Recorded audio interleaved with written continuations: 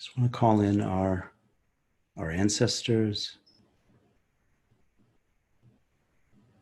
our allies, all of our kindred who supported us to be here, the people of these lands that we inhabit, the people before them, our allies of nature, all the elements. Just invite their support and offer so much gratitude and reciprocity. I'd like to offer a very short meditation with a deep bow to Joan Halifax. So let's breathe deeply into the body, our attention resting on the breath. Deep inhale, deep exhale.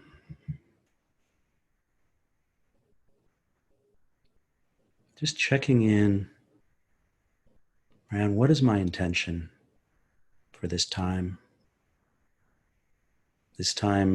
together and during this time of uncertainty.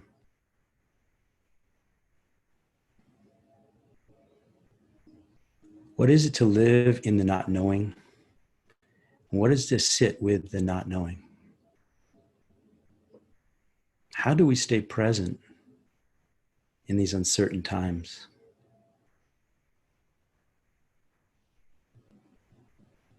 In our culture, we're not always supported to have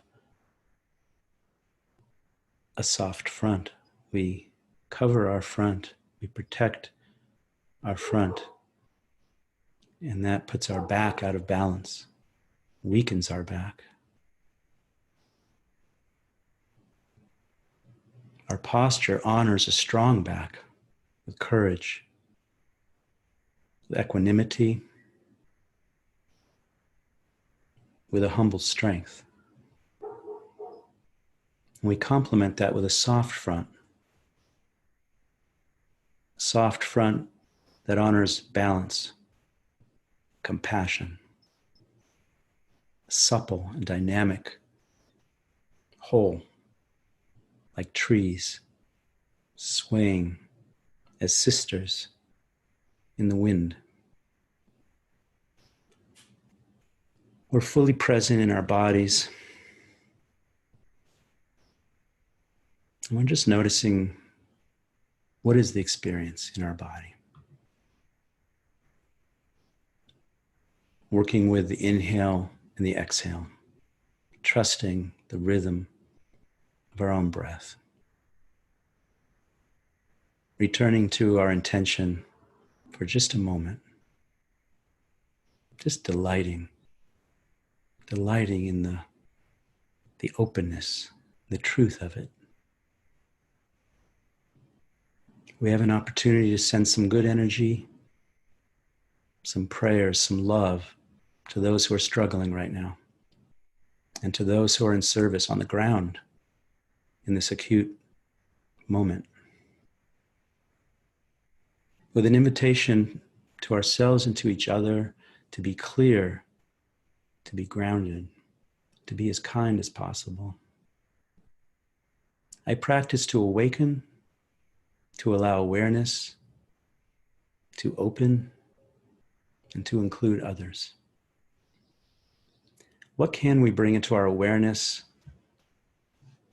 Let's be touched by the suffering. Let's allow the core to come forth. Whatever moments of gratitude or insight may arise for us, let's release it for others.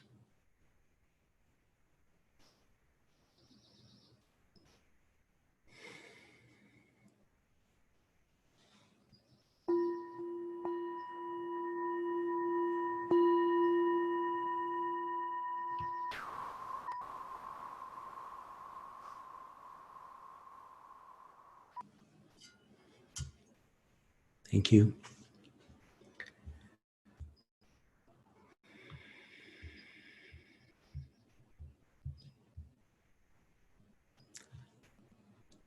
Diana Rowan is a dear sister. She's a magnificent, magical being. She founded a network called the Bright Way Guild that I invite you all to check out. It's about music and courage and fearlessness and about creativity and agency. And we're going to talk a lot with Orland about creativity as a material for transformation. So I can't think of a better introduction to set the tone for tonight. She doesn't need a long introduction. She's a concert harpist, a concert pianist, has a PhD in music theory. She has a brand new book that I highly recommend called The Bright Way, 5 Steps to Freeing the Creative Within. Diana Rowan, welcome. And we're going to sit back and just take a couple of minutes to listen.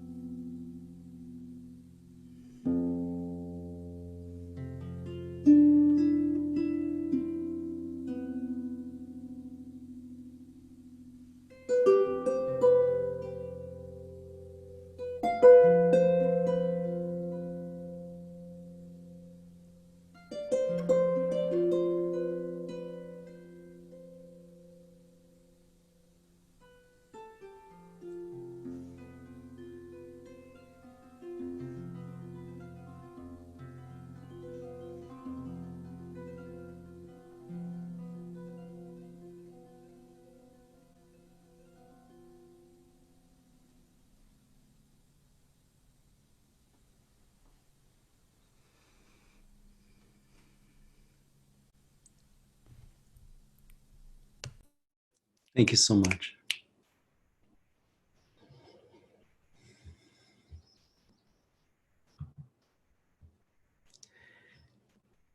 Orland Bishop, what an honor to have you. What a treat. I'm not going to do a long introduction. I'm just going to say this.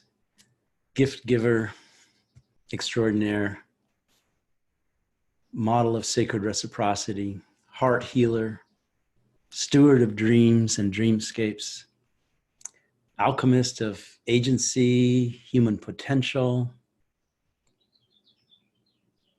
and sacred love. I welcome you, Orland.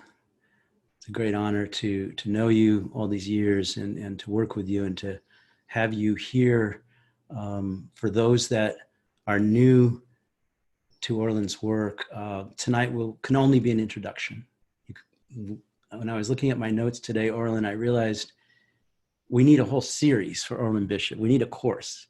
So tonight will be a little introduction for those of you who don't know Orland, and those of you who do, just a highly anticipated taste treat to remind you of what a great dessert can be. There's so much to cover that some of which we probably won't get to, but I'll just touch on a couple of pieces that that we might not totally get to, which is work around abundance, emerging economy. If any of these interest you, send questions or chat, but it's a big topic that we're probably going to have an entire session on alone. Love and money, economics, systems thinking for a new economy, a new earth, systems design, relational learning. Orland has spent 20 years in service since the great and significant truce agreements that he was able to participate in facilitating 20 years ago among gangs in Southern California.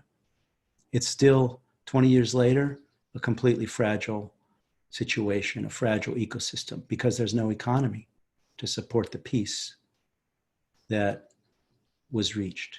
These are the kinds of issues that need a lot more than 60 minutes to dive into. So I'm just going to say that in our community, Orland, a very small handful of things that we touch into that are very familiar for this community are coherence and resonance, integration, initiation, imagination, and transformation.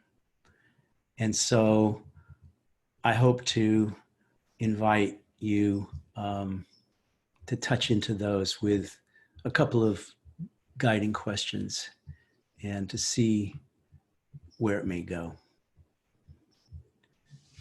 Let me find where you are, Orland, on my giant screen here. Put you into speaker view.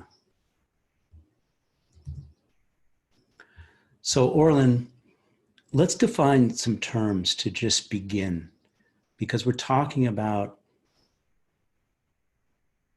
there's a little code in the title of tonight's offering that was a little bit of a trickster trick, which is a time of uncertainty. When isn't it a time of uncertainty? I think we're going to get into that. I think it would be more fair to Orland to frame it as a time of ecological and social risk. But I'm going to let Orland address that. Orland, I would ask you to start with the word coherence, the idea of coherence. And you and I have chatted a little bit about this idea that there's so many factors that have to work in balance in order for coherence to be sustained and evolve. And that when things are disrupted, there's a new dimensionality that wants to be defined, a new intentionality. that wants to be defined, that is asking why we want to belong. So I'm going to stop there and just let you riff off that start. Wow, Jeff, beloved community, thank you for gathering in this present space to share in these reflections. Jeff, thank you for the invitation and the opportunity to be in dialogue with you. Diana, the music touches me deeply. What a gift always to be in such harmonics of your gifts. And there's so many friends online that I am grateful to share this deeply. You know, the theme that you have chosen, Jeff, to hold for tonight's discourse, embracing coherence. The idea that coherence happens on many different planes simultaneously.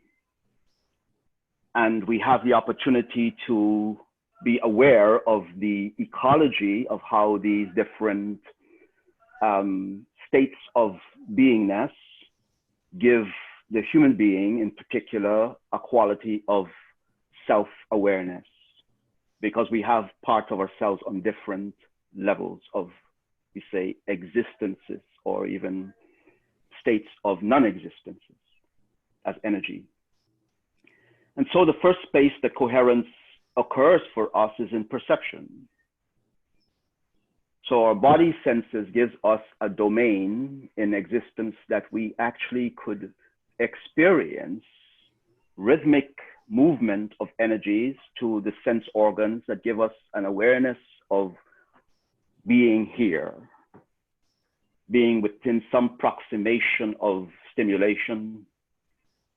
And out of that, we inquire what is happening, to move perception to cognition of awareness, to say, now I can give attention to finding the sources of what is reaching my body and waking me up to participate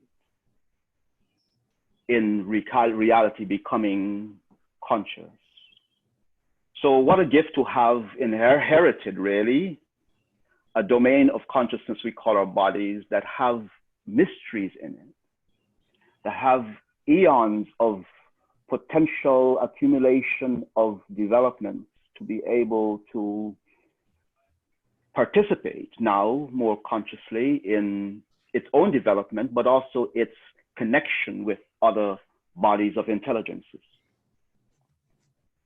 And it will be hard for us to hear music without this sense organ of the ear, but also of a quality of inner inspiration that reaches us.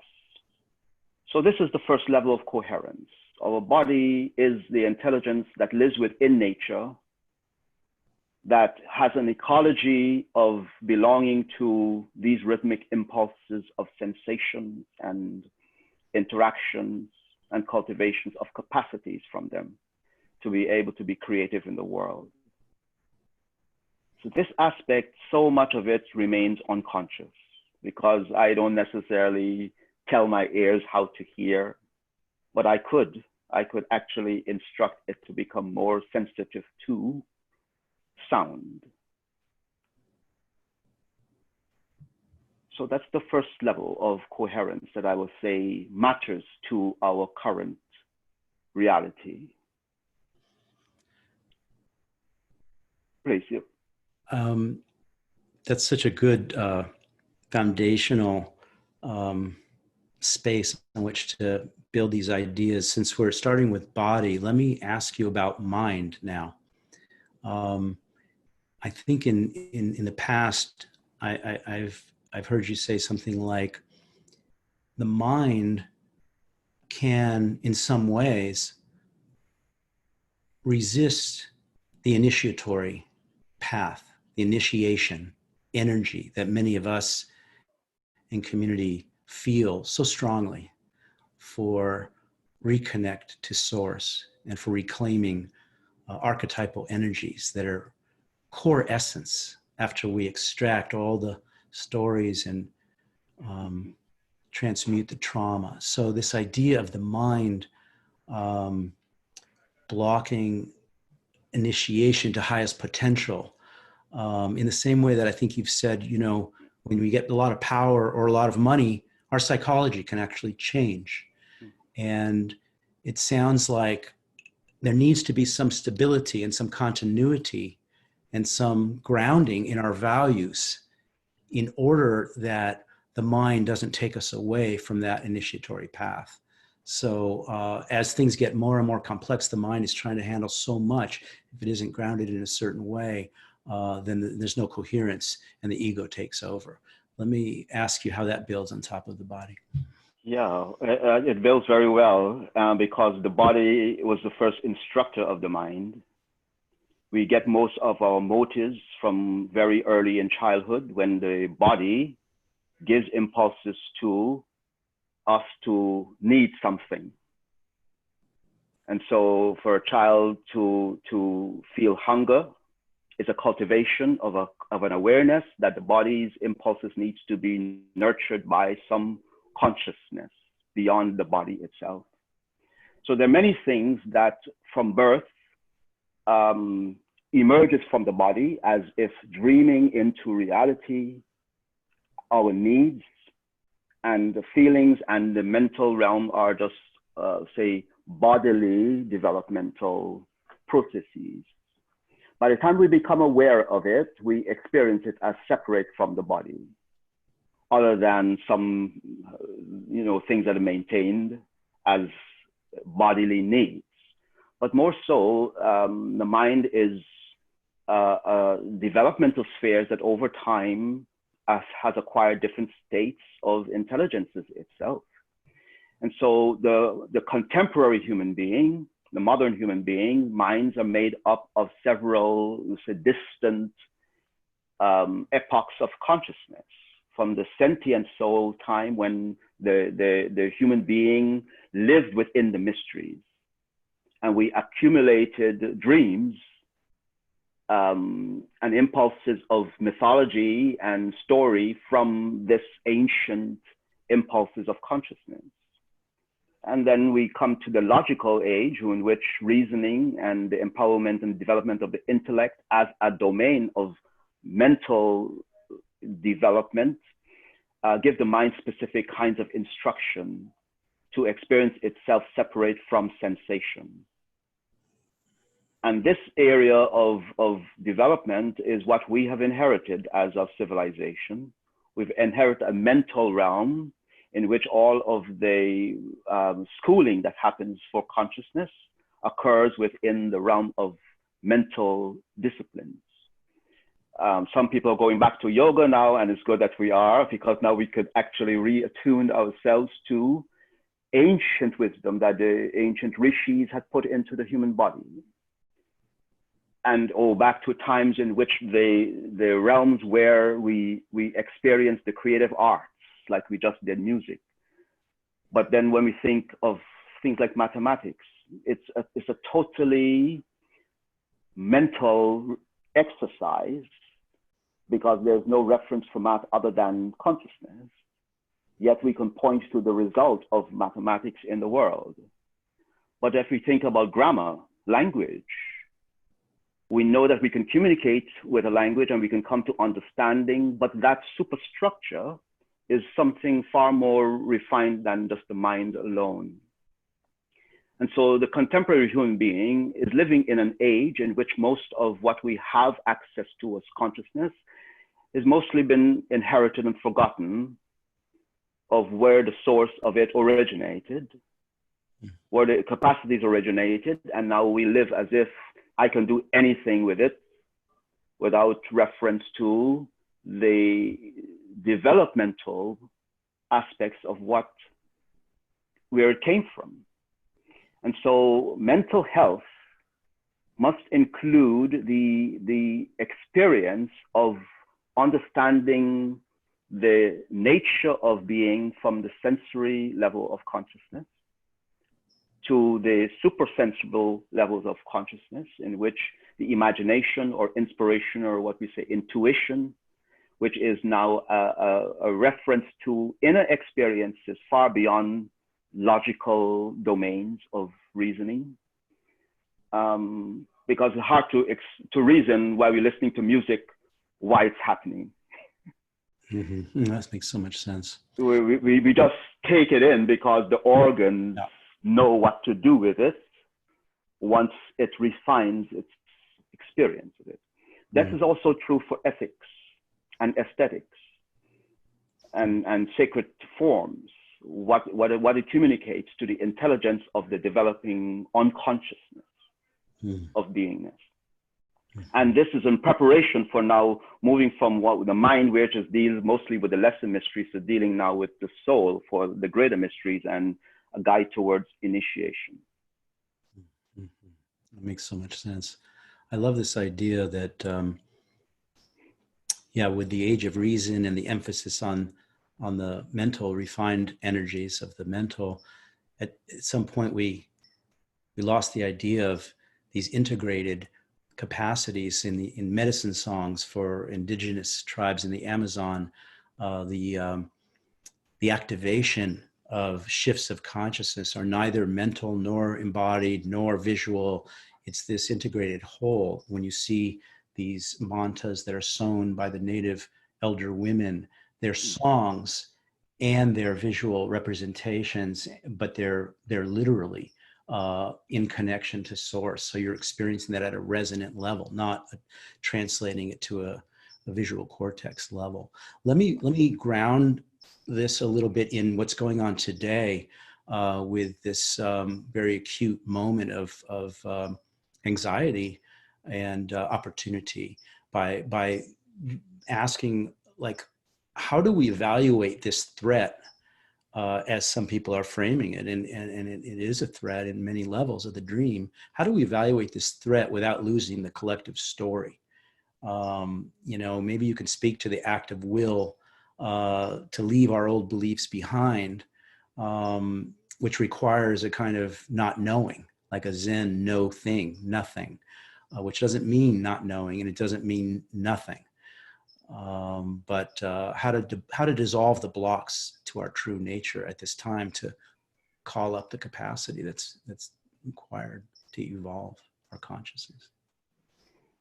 Yeah, thank you. The question makes me think of one part of initiatory practice, and that is to be separated from the everyday world and be placed in sanctuary for a duration of time to find a vision.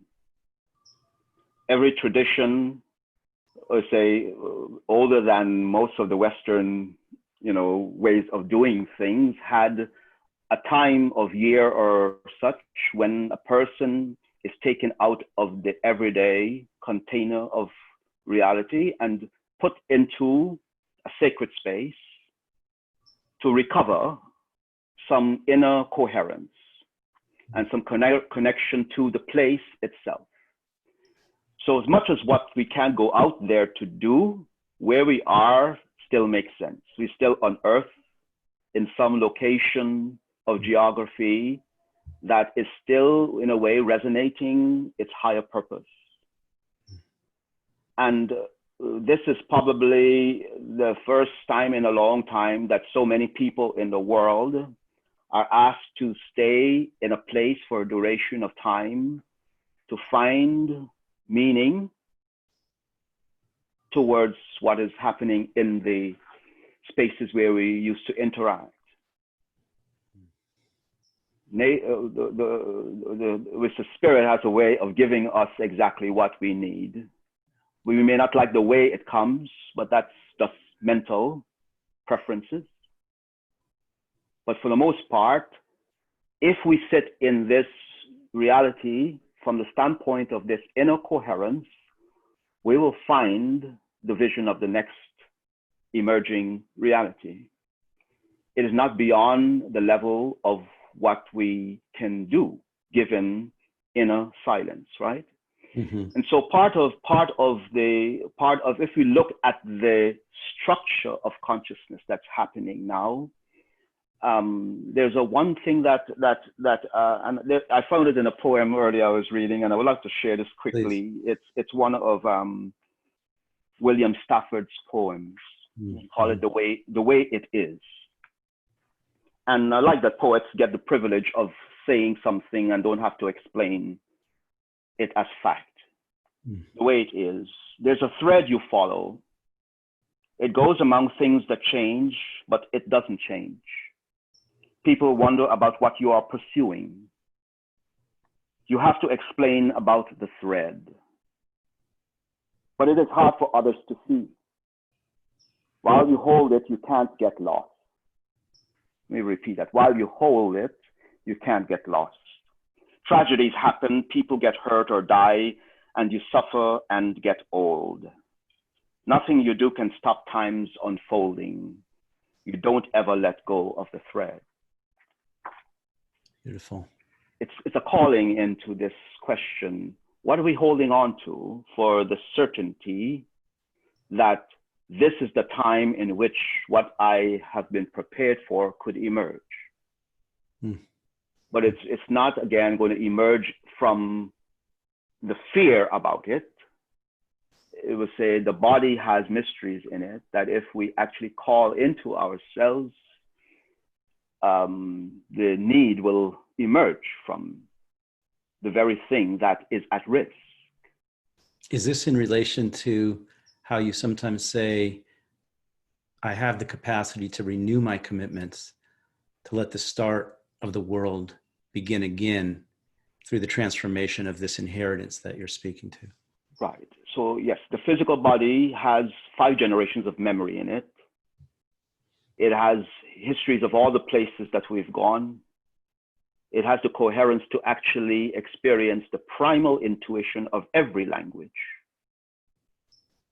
It has the connection to all the elementals from the mineral realm to water, to fire, to air, to the ethers, and to say the realms of beings whose wisdom it is to initiate the human being's will when we are most in need of self-consciousness.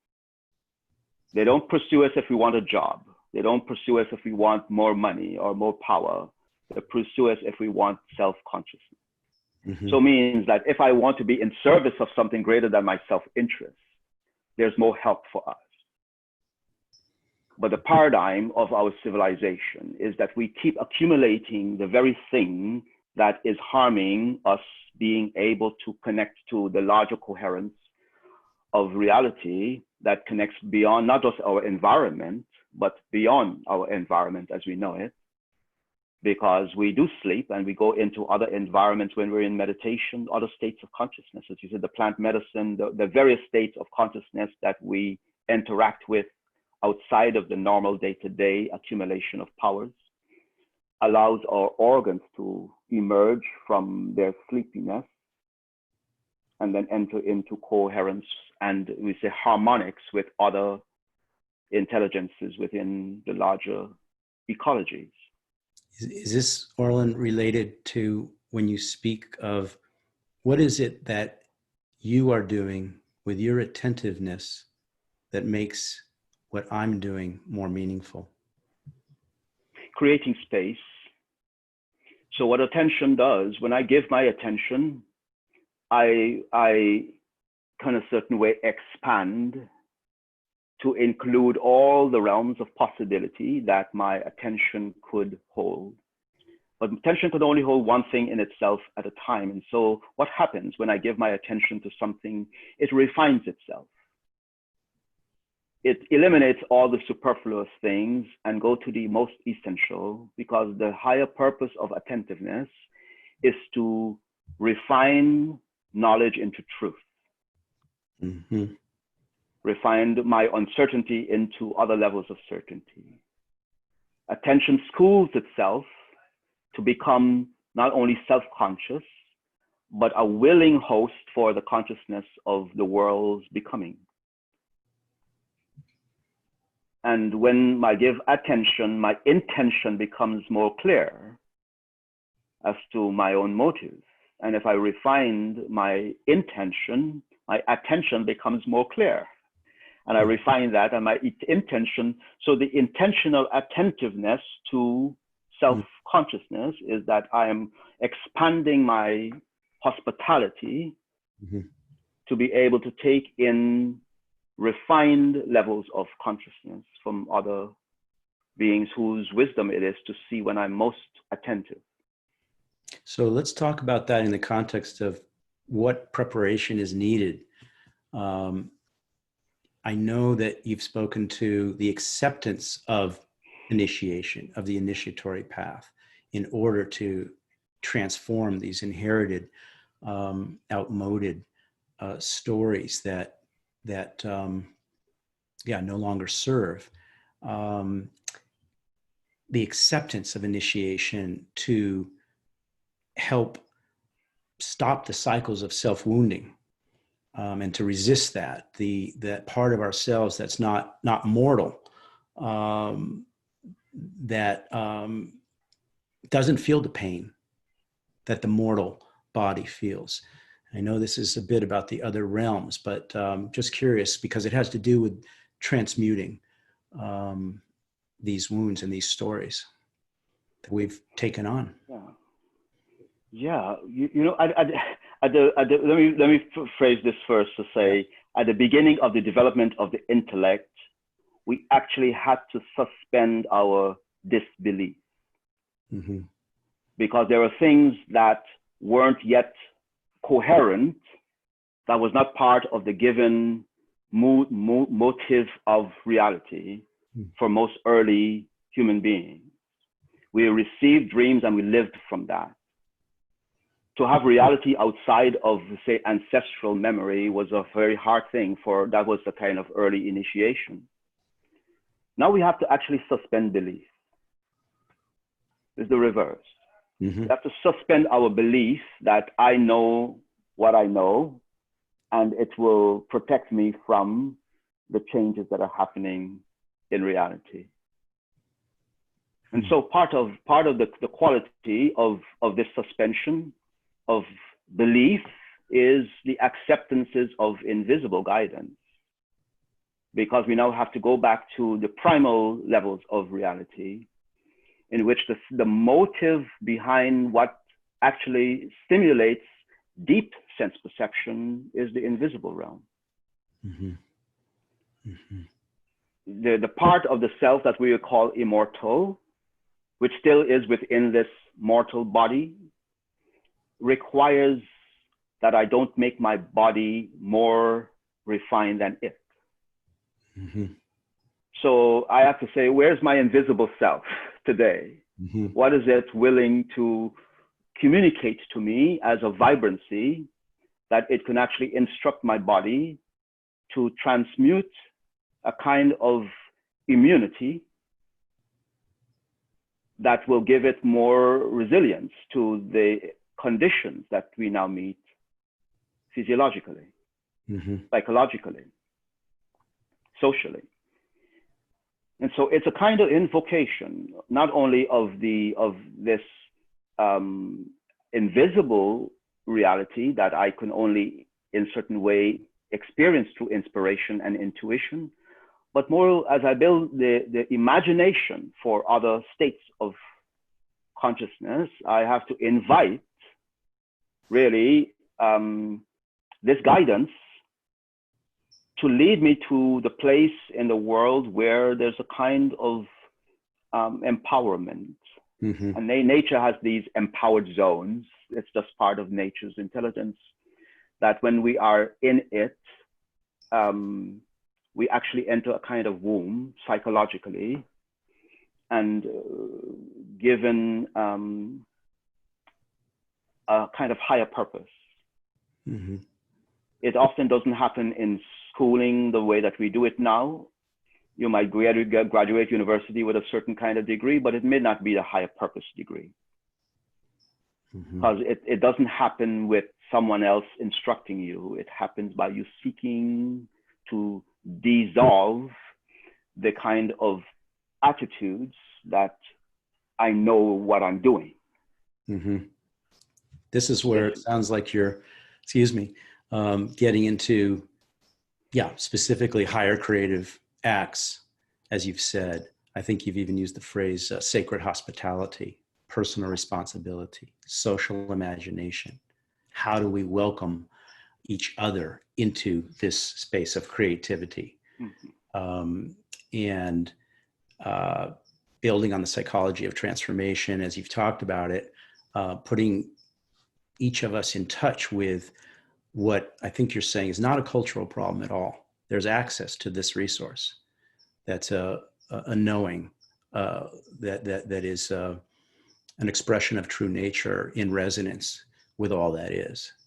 Is that a fair way to say? And this is not to minimize the social conditions and the ecological conditions and the economic conditions that are in the world. Of course. That's a given, and they could be understood even to the degree of what are the sources of those conditions, right? Anything that is in the mental world could be transduced into thought. We could become thoughtful about everything that exists. So it's not actually a problem that we can't engage with understanding more fully. The critical thing is, again, the embracing part. Do I embrace the complexity of points of references that gives the human being's knowledge a more diverse ecology? Because I've inherited things in my cultural space that comes from other cultural times. And we've all in a certain way inherited what came before. At this point are we willing to share from a standpoint of real trust what could now be given back? Mm-hmm. Mm-hmm. Because the turning has happened. Again, is not about just what I don't believe, is now what beliefs are standing in the way of other opportunities of creativity. And the belief that I know better is one of the problems. That I'm right and you're wrong is part of the intellect's inability to trust. And the parts of the intellectual school of reality is that it is a certain way escaping the quite obvious domain, which is at the end of any accumulation of experience, I'm tested. Not by, some teacher, but I'm tested by my own conscience. Because this invisible self is witnessing what I do and don't do with the world where we interact. And it has always been the witnessing part of consciousness that returns the human being to life, meaning a new attempt to honor the higher purpose of things, or at death, it then gives us the whole picture. For sure. Because it's the only thing that's left when the body dissolves from the form of reality that we're in, and then this consciousness is still awake. I think you've said something like fear might be cultural, but the response to it is human. It's human, and yes. So in the heart consciousness, where most things could confront us, the liver is the will, the will attitude. It has a lot of impulses for social and ecological engagement. But at the heart level, the blood, as it goes through the heart, experiences a quickening towards futures, meaning its aim is to take in more than what was given by my life alone. It wants to take in other people's futures. This is the part that we struggle with. We don't want to take in other people's stuff. And we can't escape that. Yeah. there's a relational thing to this level of consciousness development, and we put it in so many ways, like our economies and other things, that we use other people's consciousness so that we can get what we want. But this is a challenging time, and this event that we're in currently in the world is asking us, what level of immunity can we share? Conscious immunity. Because in a certain way, the blood will not escape taking in our environment to its fullest. Mm-hmm. This is a human development thing. It's not a cultural thing alone, as you said. Do you want to, that's a really interesting insight vis-a-vis the virus that confronts us today, or?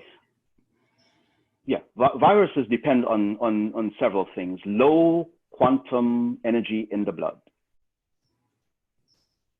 Yeah. First, it has to have a kind of inflammation to propagate. It has to have a discordance energetic space to propagate. Mm-hmm. In the elemental energies of the body, where the body is actually at a higher vibrancy, exposure may happen, but not infection. And there's a difference between exposure and infection. Mm-hmm. There's different steps before a person becomes completely immersed in the experience of a pathogen.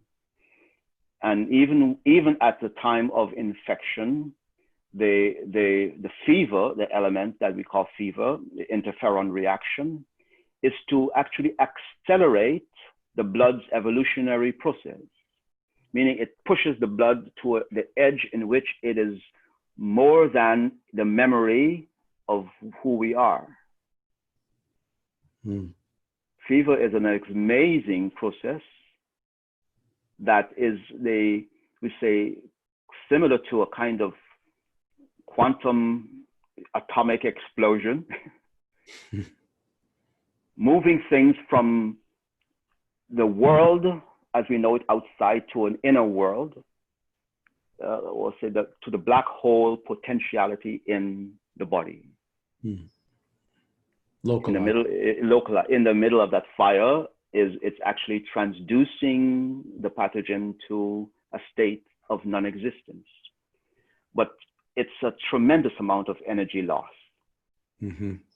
Because the fatigue goes down. But if we're lifted into a certain kind of preparation or attentiveness by someone else, it could be mediated differently. That makes sense. I've thought about some things you've said around, well, you've had a lot of thoughtful care around the raising of children and around the next generation. And it reminds me that we've chatted about Rudolf Steiner's ideas around youth circles, giving the youth the space. I noticed this in Tamera in Portugal, where there's a lake just for children, and these kinds of things. They can stay with whichever families they want in that intentional community, etc.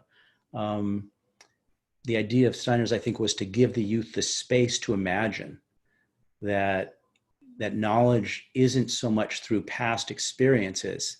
It's more about creating, not just beliefs, but just creating and being in experience. Sort of an active principle that the imaginative world is in process and perfects itself from that process. Do you want to speak to that? Yeah, his philosophy of knowledge, or pathways of knowledge, was quite an interesting deconstruction of the Greco-Roman paradigm of consciousness that is mostly the inheritance of the Western civilization's path. So what was reintroduced is the idea of how to cognize the reality as a child. As early as one can remember something, go further back. And how it was taught to be done is like at the end of the night, you recapitulate your day going backwards to when you wake up in the morning, like everything in reverse. Try to remember the day in reverse.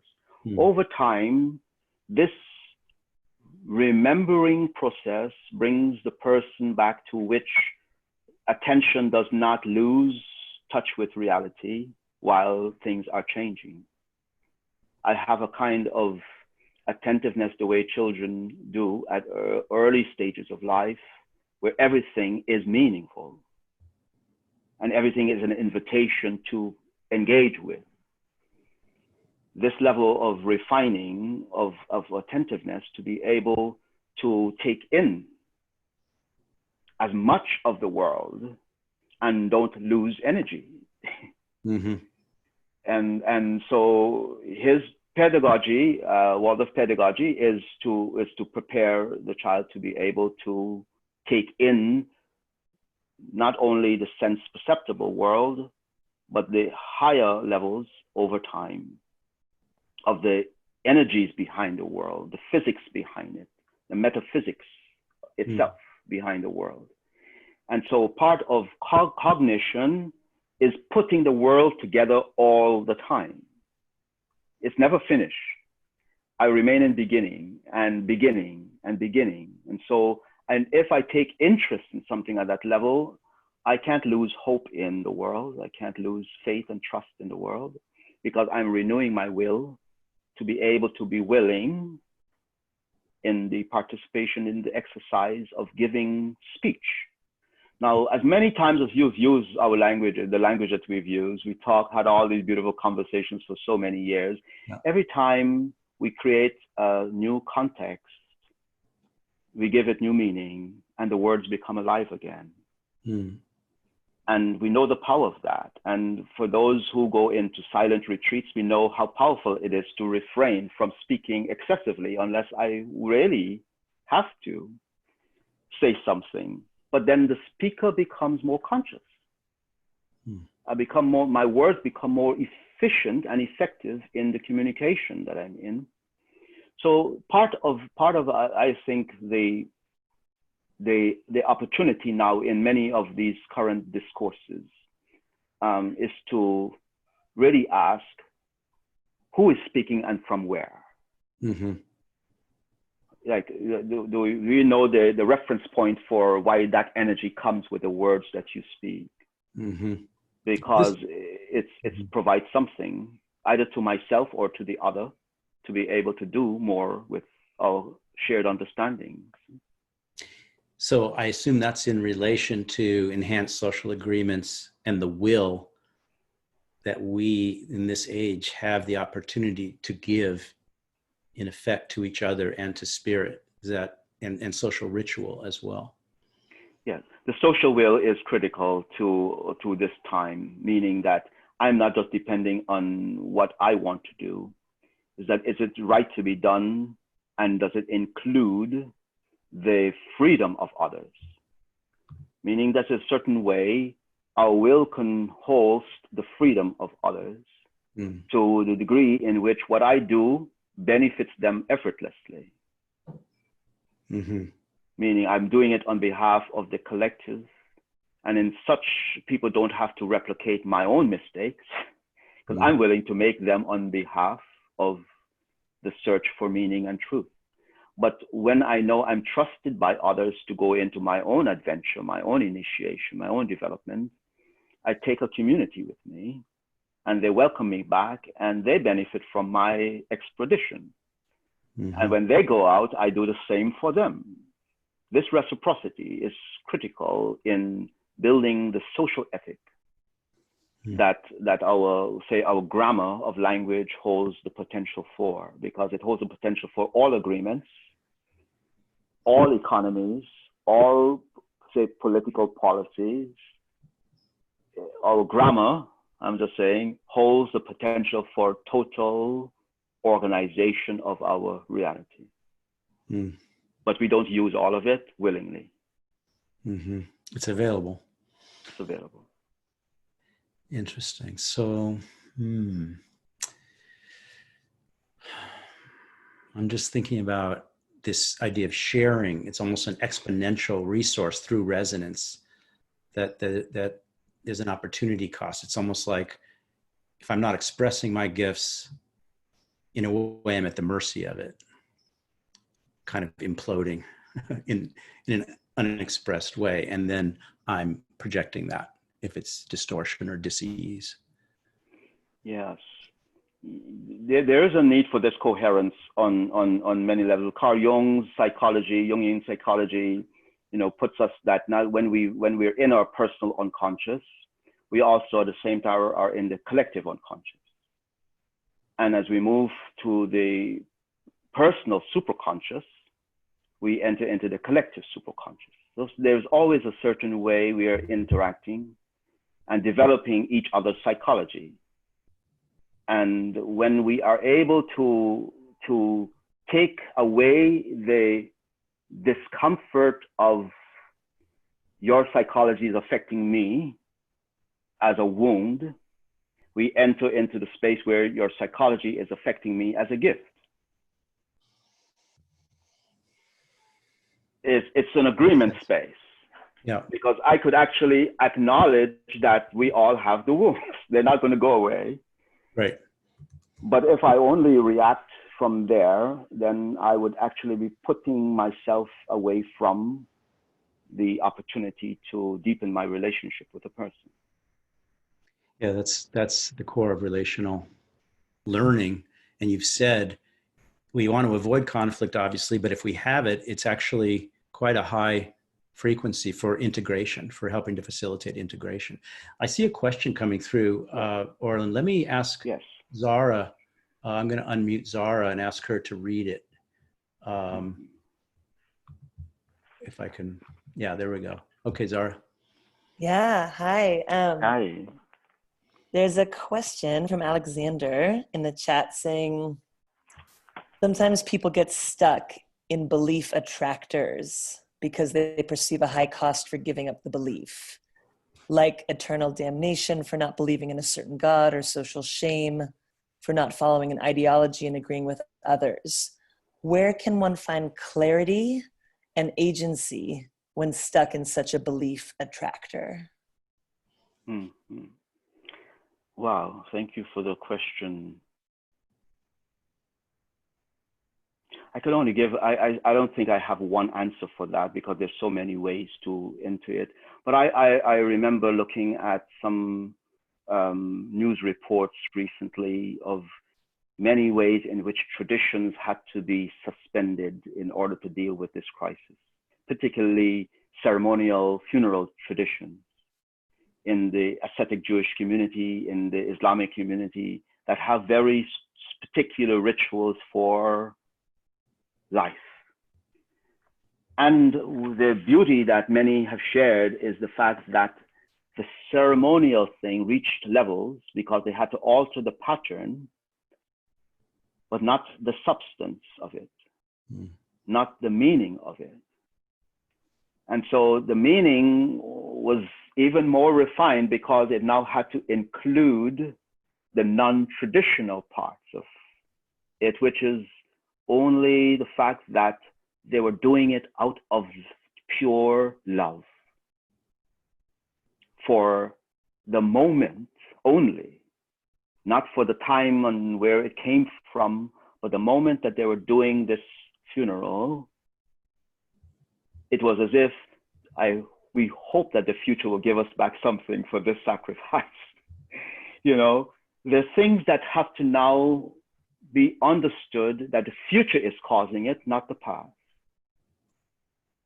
We will not find answers from any certain things anymore from looking back and seeing if it came from some source in our past.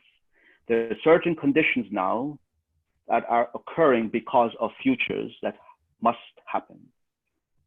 And I can't speak about those because every human being must be free to decide how they're willing to participate in the sacrifice that makes those futures possible.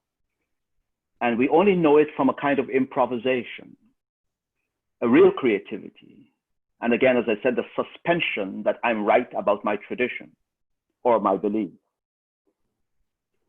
there's a kind of creative intuition in it that can't be explained by a mental model of why you should do it. The why, like forgiveness. If I have to explain why I'm forgiving a person, it is not yet forgiveness. Mm-hmm. Forgiveness has to be free of all why, because I could just do it. It's my right. It's my fundamental will to forgive. You know, when we're working on violence at the level in which if I keep asking why should I forgive, I'm actually still utilizing the experience of the victim. But there's a level of it in which when I do it, my future comes to me. And only then will I know why I did it. Right. These are levels of you know, truth and reconciliation. These are levels of restorative justice. These are levels of healing addictions that a person must remain and feel powerless until the true freedom is born out of the total surrender to what my past would never be able to tell me. However, I hold reverence for it because it's prepared me now to step forward. I know it's a open space question to a degree that I'm not pointing at something directly, but I'm actually pointing at a capacity in human beings to move to the level of creativity where improvisation is actually the intelligence that we're looking for. Yes. That's a kind of, thank you for that question, Alexander. Orland, concluding any conversation with you is completely arbitrary and I hope momentary. We want so much more. We want so much more. I want to honor the intention of going till 8:30. It was a little bit ambitious because it's our first time, and I would love to ask Diana to take us out and to play in honor of really just the gifts that you've shared with us tonight and the resonance that I feel in the field of this community that's showing up in quite a really beautiful way, respectively, all over the world and in every ecosystem and discipline. And just say, on that note of improvisation, we've touched on initiation and improvisation and integration and imagination. Just want to send you so much love from our community and gratitude for who you are in the world and the way you listen for what is needed. It's an honor. Thank you, Jeff. Thank you so much, everyone. Thank you for giving so much of your attention. Thank you so much, Orland. Welcome. Diana, please, if you don't mind. Okay. Another improvisation. Please, exactly. Exactly.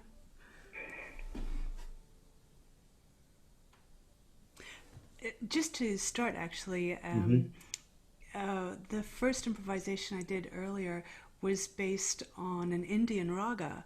In Western music, it's called Lydian mode, and it's very much associated with the god Ganesha, the remover of obstacles. And so I wanted to start out with this idea of letting the obstacles go, because he's a very good-humored remover. He's not, not bad-tempered.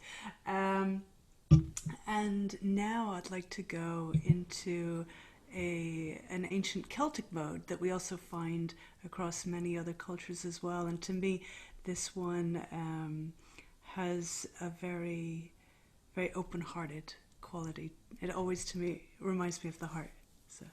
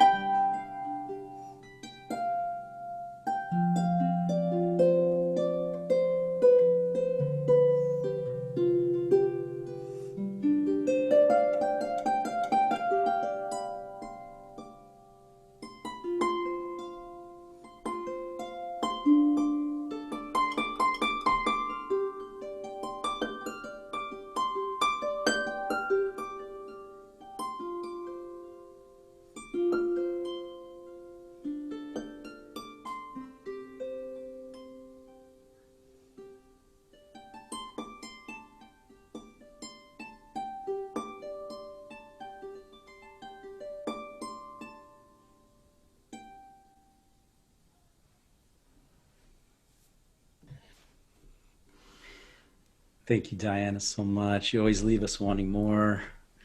You and Orland are formidable team of love and change. And I just, again, thank you, Orland Bishop. Thank you, Diana Rowan. Thank you, Zara Zimbardo. Thank you to community. For those that would like to stay and visit, I believe I can leave this channel open and you can visit with each other and chat with each other. And please, for those that came in late, visit us at hashtag Circadian Labs, our new Instagram just created for this community to come together, to magnetize allies and to bring people like Orland Bishop and into the conversation about what do we have to offer in this exciting age and in this challenging time. Okay, blessings, everybody. Thank you.